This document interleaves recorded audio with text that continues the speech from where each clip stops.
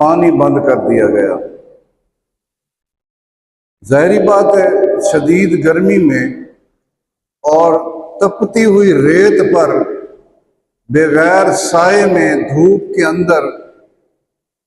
کھانے کی کہیں بھی کوئی ضرورت اتنی نہیں ہوتی، کھانے کے بغیر بندہ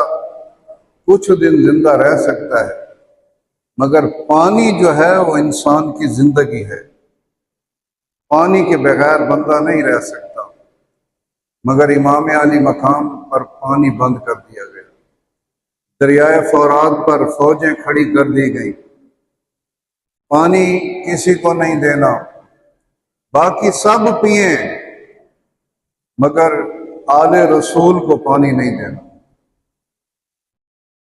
گھوڑے پئیں، کسی شاعر نے کہا تھا نا، گھوڑے پئیں کھچر پئیں منع نہ کیجیو، آل رسول کو پانی نہ دیجیو۔ آل رسول پر پانی بند کر دیا گیا، مگر وہ ان کو یہ نہیں پتا تھا کہ یہ کوئی عام لوگ کربلا میں نہیں آئے ہوئے،